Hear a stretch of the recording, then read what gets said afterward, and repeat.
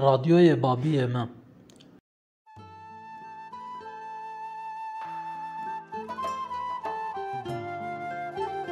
یو رادیوی بابی من از به تم پی آژانس خبران گوشتاری کردن.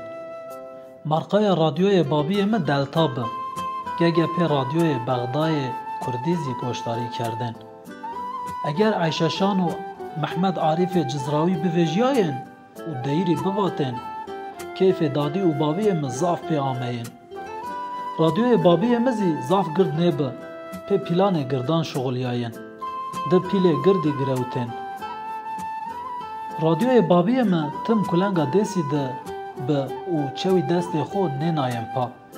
سر را 1984 ده الکتریک آمد دوی ما. از وری دست مردمی که تاسیسات باناند آنته ده بنی که خبتی آیا. چیو که من فهم کرد تیل الکتریکی زی عینا سی پیلان یو زیدک یو کمک بی. امپولی به او قایده کوتن تا. من انو چی فهم کرد لا کام جین حاجت به چند ولتاجی و چند آمپری خبتیانو منی زاناین. از چرا بزانی؟ که یه ماده یو قابلوی دخط و سپی است به.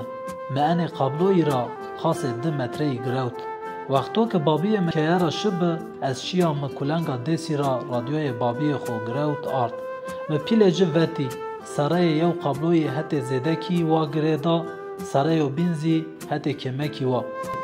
مخوره واتن هنی انو گره تمامو. هنی ما هرندا پیلان ده به الکتریک رادیوی شغل ننه. من رادیوی بابی خو سر خونچا ده نا رو و سر قابلویان برد دکر قلکان پریزی ده. لامه چی اک ندی؟ یو چزنی گنا رادیو رو دما یو تلپه دومانی وارشت رادیو بیشا شب. از خوره جای خود بیا زوا مندا. حلا قی رادیو ونابه. متو معنا نداجه لا چیو خرابیر ده هنی اسنی دست بابی خورا خلاصیانا. ملازو باز قبل رادیو را واد پلی دکر جای اینان و رادیو بر جای جد رونا.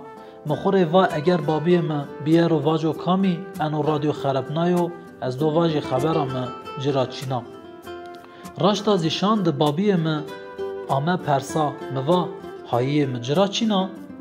بعد جو بابی ما رادیوی خو گروت بر دارا هنی ده تعمیر کرد و آرد مجرا پرس کرد و سبیو بر رادیوی بابی موا زارای جد یو تل قرفیایو مری که مره نوارا لحیم کرد دراشت. ما هینی چیو و ناینزی نکرد.